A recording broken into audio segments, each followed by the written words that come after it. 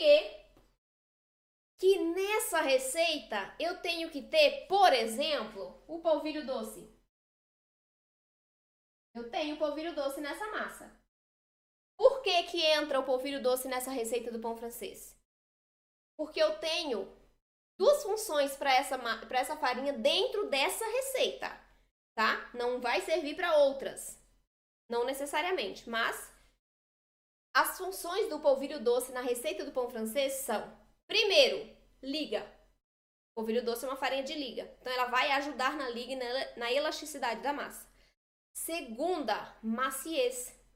Sim, o polvilho doce para essa receita vai entrar para trazer maciez e liga. Então ela vai trazer liga e vai trazer maciez.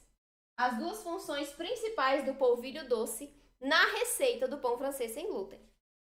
Tem outra farinha que a gente usa aqui, que é o polvilho azedo. Polvilho azedo na receita do pão francês, raramente eu uso polvilho azedo. Acho que essa daqui é a única receita de pão que eu uso polvilho azedo. Por que que eu uso especificamente na receita do pão francês? Duas funções. Aqui eu tenho liga e elasticidade também, tá? É uma farinha de liga, só que ela é uma farinha que deixa sabor residual. Então, em comparação com o polvilho doce, o polvilho azedo vai numa quantidade menor. Qual é a função principal que eu quero do polvilho azedo nessa massa? Expansão. Expansão do pão francês e casquinha crocante. Duas funções que o polvilho azedo vai trazer para essa receita e que eu preciso dessas características. E se eu substituir pelo doce, vai dar certo? Tá, mas com o polvilho azedo fica melhor. Então, eu tenho expansão da massa, porque o polvilho azedo faz crescer mais essa massa. E eu tenho a casquinha crocante, que é a característica que o polvilho azedo vai ajudar a ter. Não é só ele, tá? Tem outros ingredientes que vão atuar na casquinha crocante do pão francês. E processos também, que já vamos falar sobre isso. Mas o polvilho azedo entra para isso, gente. Para trazer essa expansão da massa. O pão de queijo, quando vocês fazem ou faziam, né? O polvilho azedo vai ajudar a expandir mais o pão de queijo. Mas ele, em excesso, resseca a massa. Tanto que quando a gente faz aquele biscoito de polvilho assado, se a gente faz só com polvilho azedo, ele fica duro. Depois de frio, fica seco. Bem crocante. Bem crocante. Se a gente faz com polvilho doce, ele fica mole. Tá vendo como é a diferença? Mas, gente, é o mesmo polvilho? É polvilho da mandioca? Sim, só que o polvilho azedo, ele passou por um processo de fermentação. Então, ele é 5% mais ácido do que o polvilho doce. E essa acidez vai trazer essa característica de ressecar a massa, tá? Por isso, ele vai numa proporção menor do que o polvilho doce, só que ele precisa estar na massa para trazer essas características de expansão do pão francês, para ele ter o salto de forno. Claro que agregado a outros procedimentos que a gente vai falar, mas o polvilho azedo vai ajudar nisso também, tá? E aí, só o polvilho azedo? Não, aí a gente entra nessa etapa aqui, que é extremamente importante. Cocção. O que é cocção, Gabriela? É quando você coloca seu pão para assar. É o assamento do seu pão, é o cozimento do seu pão. A gente chama de cocção, tá? É o assar. E aí, para o pão francês, a gente precisa ter alguns cuidados. Por quê, gente?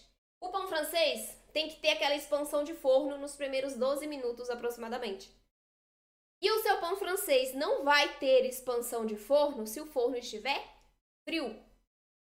Então, aqui eu preciso de um forno. Deixa eu apagar essa rabisqueira que eu fiz aqui. Eu preciso de um forno com, no mínimo, 230 graus Celsius. Mínimo de 230 graus Celsius. O forno tem que estar pré-aquecido a 230 graus pelo menos, tá? Na receita que tá no YouTube tá 250 graus. Tem que estar pré-aquecido a 230 pelo menos. Porque quando você coloca o seu pão francês dentro do forno, essa temperatura vai baixar.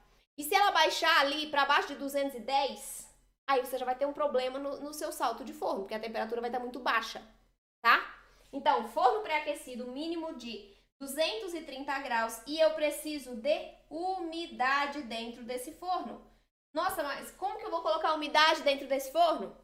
Você tem duas opções. Ou você coloca uma forma no chão do forno, e aí, a hora de colocar o pão francês lá dentro, você vai despejar água quente dentro dessa forma e vai deixar a forma dentro do forno até o seu pão francês assar todo. Ah, não tem que tirar depois de 15 minutos? Não precisa.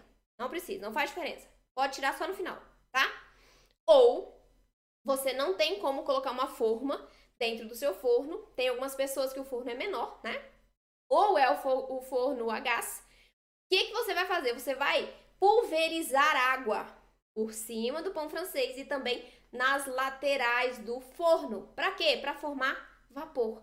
Então, o salto de forno do pão francês, que a gente chama, que é aquele crescimento que acontece nos primeiros 12 minutos que ele está lá dentro do forno, e por isso a gente precisa de uma temperatura alta, eu tenho que ter umidade, porque aí a minha umidade vai umedecer a superfície do pão francês, fazendo com que essa superfície expanda sem rachar.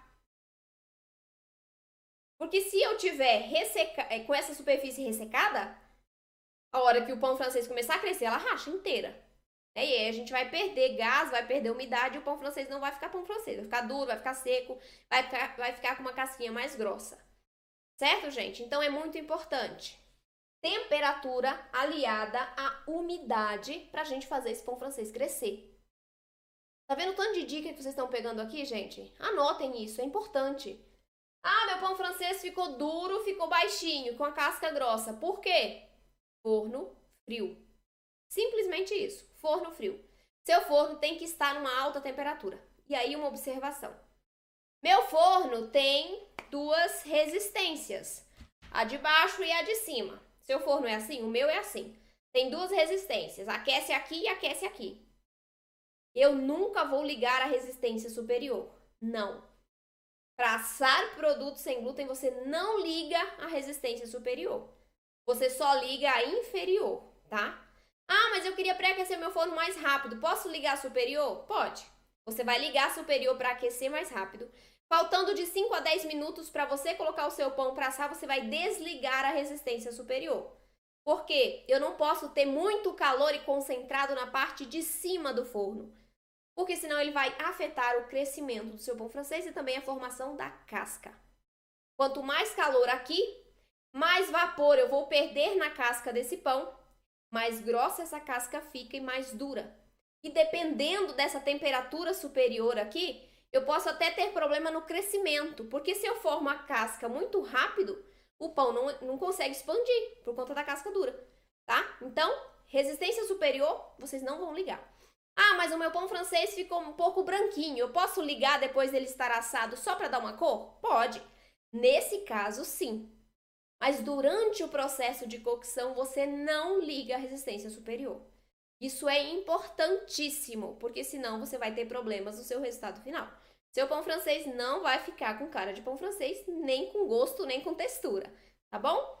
E, gente, esse pão francês fica pão francês. Não tem muita receita que eu já vi de pão francês na internet que não tem nem cara de pão francês. Esse tem cara, gosto, né, e sobrenome aí, tudinho de pão francês. O cheiro quando ele tá assando é de pão francês assado.